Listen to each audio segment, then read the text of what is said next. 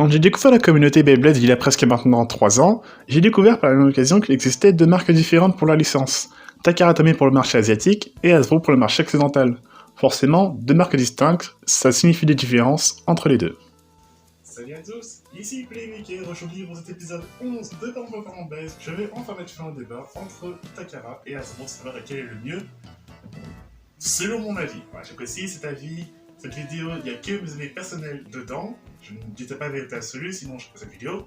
Et oui, je m'excuse encore une fois pour la qualité dégueulasse, je peux pas faire autrement, je vais pas aller dehors parce qu'il pleut, et bah le temps est moche, on est en octobre, j'ai pas trop le choix. Installez-vous, on va commencer. Il n'est pas rare encore aujourd'hui d'entendre des fans dire que la saga Metal Fight Beyblade était mieux. Pourquoi c'était pas le cas? Les deux marques faisaient les mêmes pièces, elles étaient carrément interchangeables entre elles. Ouais, mais une fois arrivé à Metal Fury, on sait pas trop ce qui s'est passé. Si vous pensez que les différences entre les marques pour Burst est un scandale, les connaisseurs de l'époque pourront vous dire que là, Hasbro a bien fait nimp. Pour la gamme Metal Fury, les toupies n'avaient absolument rien à voir. Je veux dire, merde, Cosmic Pegasus avait exactement les mêmes pièces que Galaxy Pegasus. Il aura fallu attendre une autre gamme appelée Hyper Blades, qui était fidèle, ou presque, en termes de gimmick, mais avait des couleurs affreuses. Et si vous vouliez les bonnes couleurs en plus, il fallait attendre une autre gamme supplémentaire, Beyblade Legends, qui étaient des rééditions de rééditions pour que ça ressemble à peu près au produit Takara. Comme on dit, la troisième fois c'est la bonne. Enfin, si on met de côté que ce jeu de bordel était déjà sur la lignée de la fin Metal Fury. Metal Fight, pardon, parce qu'à l'autre bout du monde, les Japonais étaient déjà partis en croisade contre Zero G, Shogun Steel. Sans mettre de côté le fait que le système de clics des layers a été changé par un système de pente avec les deux glissières, et que les lanceurs et les stadiums ne sont pas les mêmes, jusqu'à la fin de Burst Evolution, les toupies étaient les mêmes que chez Takara, et vu que c'est comme chez Takara, c'est forcément le meilleur système de Burst Hasbro. Du moins c'est ce que pensent certaines, beaucoup trop, de personnes en déclarant même que les seuls vrais toupies compétitifs de chez Hasbro sont les Switch Strike Evolution. Dans ce cas, allons checker la scène compétitive de Hasbro. Et pour ça, rien de plus simple, faut remonter 2 ans en arrière. Parce que oui, en France, on est championnat du monde de Beyblade Burst. Bon, pour les 8-13 ans, parce que bon, les plus adultes, malheureusement, n'ont pas de compétition officielle, ou de compétition tout court. Parce que la marque estime que Beyblade c'est pour les 8-13 ans, faut croire. Mais il n'y a pas que ça, parce que la France, faut savoir que depuis les championnats du monde, même avant, on a des compétitions officielles chaque année. On a le championnat de France, qui est l'Expo de Lyon en avril 2018, mars, je sais plus. Le championnat du monde en novembre 2018, on a eu la Battle League en 2019, et malheureusement cette année on devait aussi avoir la Battle League, mais coronavirus a dit non, du coup ça a été annulé, mais la marque nous promet effectivement, normalement, une compétition pour l'année prochaine en 2021. Donc Hypersphère ou Surge, on verra bien. Et effectivement, oui, j'étais présent au championnat du monde en 2018, certains d'entre vous m'ont peut-être déjà vu, bon, vous ne connaissez pas, je n'étais pas assez connu à l'époque, et j'en garde de très bons souvenirs.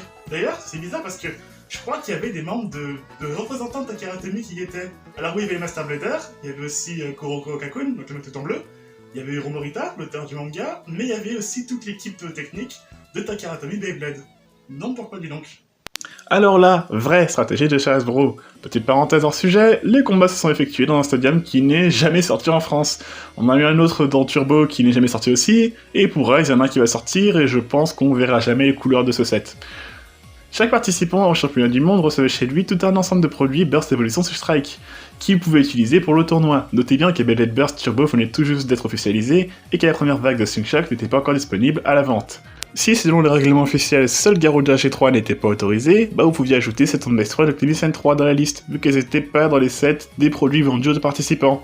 Il y avait aussi Lunar L3, qui était autorisé, mais qui avait un défaut qui empêchait de tenir sur un lanceur.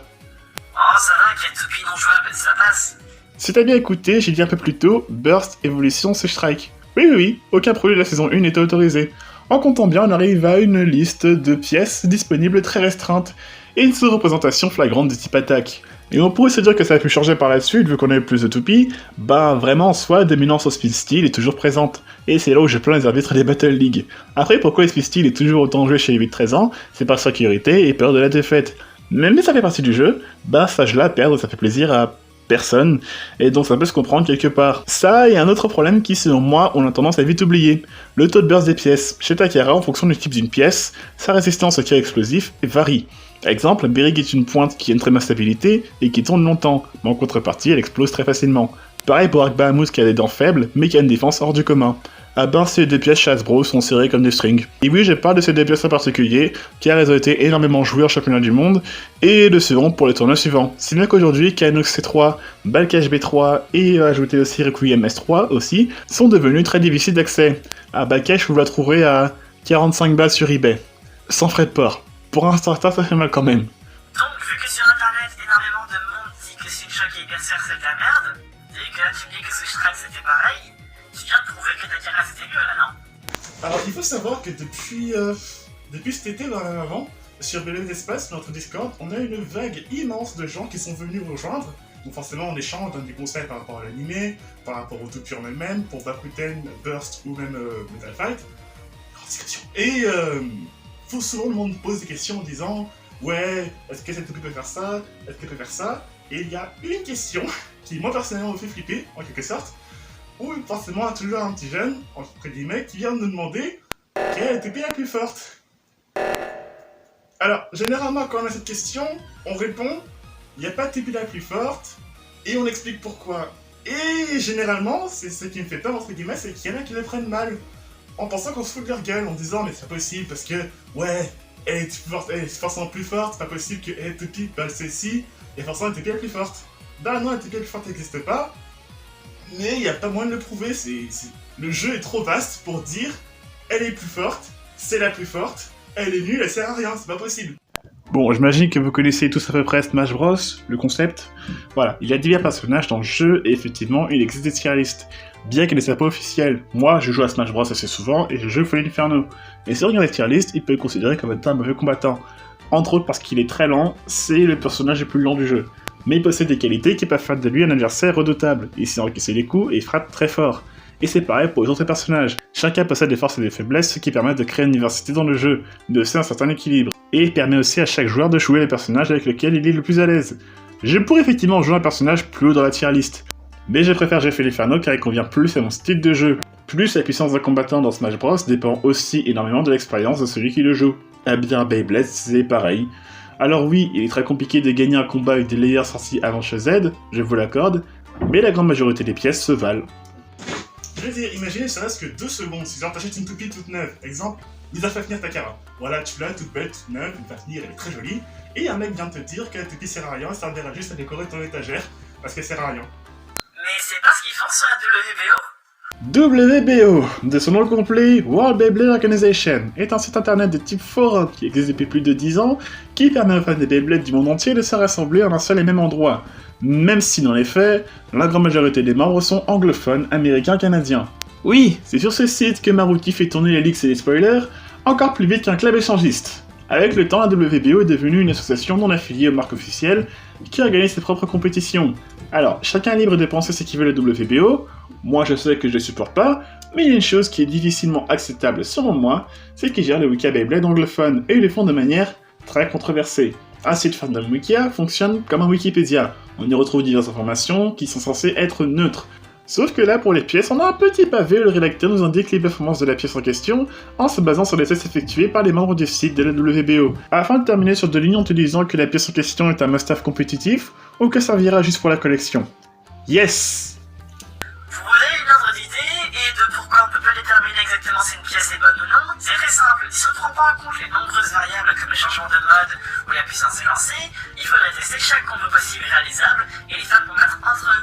Dans sa vidéo sur Genja Moonguard, notre collègue Christian est arrivé à un résultat de plus de 7 millions de combats à faire si chaque combo l'affrontait qu'une seule fois, et compartir les principes qui n'existaient que 50 layers disques driver. Au bout de 50 existences, il en existe beaucoup plus. Vous vous doutez qu'il est tout à fait possible d'avoir un jeu diversifié sans avoir à se toucher sur Extra+.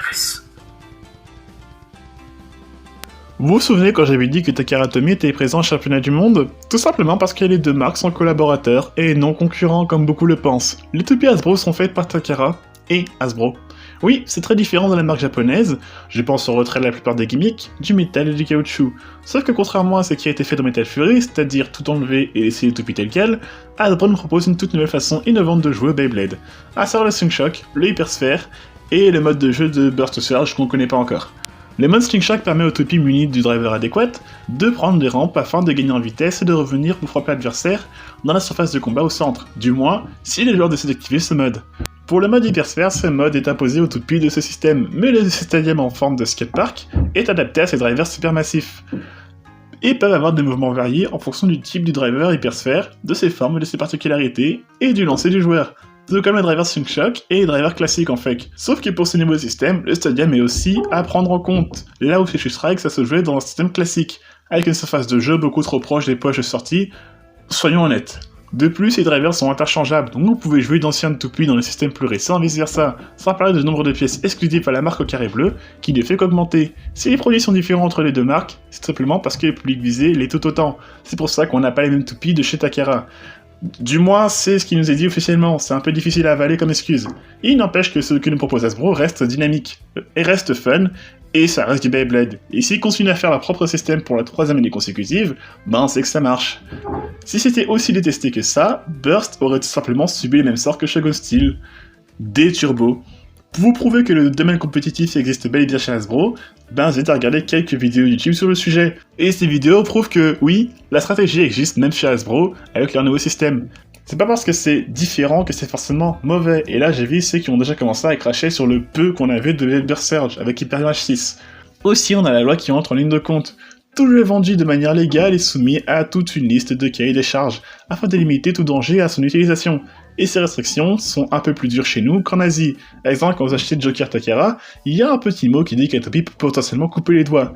Jamais vous le verrez chez Hasbro. Ils s'arrangeront pour que la toupie ne coupe pas de base. C'est pour ça d'ailleurs que les contrefaçons sont très dangereuses, parce qu'elles ne répondent à aucune règle de sécurité. Certes, elles ont du métal, sauf que le métal en question c'est du plomb, qui est juste potentiellement mortel. Et les Sparking Launcher, c'est des briquets. C'est des vrais briquets, c'est hyper dangereux. Pour finir, Hasbro comme Takara ont tous les deux autant de légitimité à faire du Beyblade. Y a pas de mieux ou de moins bien, c'est juste deux façons de jouer. Reste au joueur à savoir lequel lui convient le mieux, l'un, l'autre ou les deux. Dans tous les cas, ce sont des jouets qui ont été conçus par des professionnels, qui travaillent d'arrache-pied pour que le Beyblade puisse continuer d'exister. Mais ça, on a tendance à l'oublier. Ça me rappelait cette théorie éclatée qui disait, à l'époque de Turbo, que si les gimmicks étaient retirés, c'était pour économiser de l'argent et proposer un truc encore plus gros pour la suite. Je vous laisse imaginer la tête de ceux qui croyaient dur comme fer à cette théorie quand ils ont vu les hypersphères. S'ils ont décidé de faire autrement, s'ils ont décidé de faire différemment, ils feront pas marche arrière. Donc non, il n'y aura pas de Hyper Blast 2 ou de Legend Burst. Ceci dit, notez bien que pour ceux qui ne jurent que par Takara parce que Hasbro propose, je cite, des toupies de merde, vu que les deux bossent ensemble, en achetant Takara, vous contribuez à Hasbro à continuer à produire ces toupies qui vaut haïssent tant. Vous qui pensez que Takara est le seul et unique représentant suprême du vrai Beyblade, vous soutenez ce que vous détestez, et ce de votre propre volonté. Vous qui détestez Hasbro, c'est grâce à vous si la marque peut proposer sa propre diversité depuis la saison 3. Les toupies dites sans gimmick et sans stratégie, elles existent grâce à vous, purisé Takara Tomy. Donc avant de critiquer Hasbro sans réel argument, pensez-y à ça. Et on arrive à la fin de cette vidéo. Donc voilà, si vous me suivez un peu sur la chaîne depuis l'épisode 1 de Pardon en Base, vous savez que j'ai toujours essayé de chercher à prouver pourquoi Takara est mieux que Hasbro, pourquoi Hasbro est mieux que Takara, oui et non, et au fur et à mesure des années, ça fait que 2 ans, mais bref, Takara a fait ses trucs, Hasbro a fait ses trucs, que j'ai essayé, que j'ai même acheté. Voilà, oui, j'ai du Slingshot chez moi et j'ai des hypersphères. J'ai essayé, j'ai regardé sur internet ce qui se fait. Surtout Zarotobez, qui est un youtubeur espagnol Beyblade, qui a pris le temps de chercher la stratégie avec ce nouveau système de Hasbro. Et oui, c'est quelque chose, faut savoir, comment dire ça. C'est un système qui mérite tout autant que Takara d'exister, enfin, des systèmes maintenant, entre Hypersphère, Slingshot et Surge, je sais pas encore le nom. Mais voilà, faut juste prendre le temps de s'y attarder. Forcément, si on n'aime pas, ben on va dire c'est de la merde. Aussi oui, forcément, si les gens préfèrent Takara, il y a aussi le fait que Takara soit arrivé avant. Donc logique. Tout le monde dira forcément que Beyblade avant c'était mieux que les Beyblade maintenant. Même au sein de Burst maintenant, avec les systèmes qui se complexifient, les gens commencent à dire que Beyblade c'était mieux avant, parce que maintenant c'est trop compliqué. Après, faut pas oublier que le Beyblade, bah, ça reste un jouet, oui, je suis désolé, hein. Oui, la toupie est très jolie, la Spriggan, je dois la recevoir. Elle est très jolie, hein, mais c'est un jouet. C'est comme Bakugan, il y a la stratégie qui existe, mais ça reste un jouet. C'est pas forcément un problème que ce soit des jouets, j'ai envie de dire. On peut être fan d'un truc, alors que ce soit un jouet. Même en étant adulte, je veux dire, j'ai 21 ans, je collectionne Bakugan et Beyblade. Plastique qui tourne, plastique qui roule. Et j'ai encore d'autres trucs destinés à des gamins qui sont juste à côté de moi, là, hein, mais Il n'y a pas de mal à être fan d'un truc et le collectionner. Le problème, c'est qu'il y a toujours cette idée de compétitivité où les gens vont chercher la toupie la plus forte. Ah, ça tombe bien que j'ai Spriggan dans la main parce que sinon Spriggan, contrairement à ce que j'avais pensé au début de Super King, bah apparemment elle est pas aussi forte que les gens espéraient. Ah oui, il n'y a pas de caoutchouc, bah oui, il n'y a pas de caoutchouc, bah que veux-tu faire? Elle a pas de caoutchouc, fais ce que tu veux, tu la jettes, c'est ça? Bah non, c'est pas comme ça que ça marche. Je veux dire, c'est pas que si on n'a pas la possibilité d'acheter Takara, je veux dire, on peut se plaindre que Takara fait pas les choses qu'on veut, parce que ça, c'est vrai. Comme j'ai dit plus tôt dans la vidéo, on écoute le marché occidental pour leur proposer des produits qui leur conviennent, ça j'avoue c'est un petit peu du mytho. Mais, quelque part, c'est pas comme si on était bloqué avec du Hasbro, on est tout à fait en droit et la liberté d'acheter du Takara. Je veux dire, la seule contrainte qu'il y a avec Takara, c'est esquiver les faits sur eBay et le temps de livraison. Voilà, c'est tout ce que je vois personnellement. Pas comme si on ne pouvait pas. Après, dire quelque chose qu'on n'aime pas, c'est pas parce qu'on n'aime pas que c'est forcément de la merde. En l'occurrence, ben, si Hasbro existe toujours, ben, c'est que ça fonctionne. Et oui, je suis désolé, hein, c'est comme ça. Comme j'ai dit plus tôt, hein, en soutenant Takara, on soutenait automatiquement Hasbro. C'est boucle infernale. Vous allez faire quoi? Arrêter Beyblade? Et voilà, cette vidéo est à présent terminée. Donnez-moi votre avis sur tout ça en commentaire, hein. Je suis hâte de voir votre avis là-dessus. J'ai essayé de faire des facecam pour une fois. C'est rare que j'en fasse et je suis pas très à l'aise devant une caméra, surtout que là, c'est pas des conditions que j'aurais voulu, mais tant pis. Puis voilà. Si vous voulez discuter de cela avec moi et Beyblade en général, le lien de notre Discord est en description. Je suis plutôt actif sur le Discord de l'Espace. Et on se retrouve pour une prochaine vidéo. C'était Playmaker et je vous dis à la prochaine!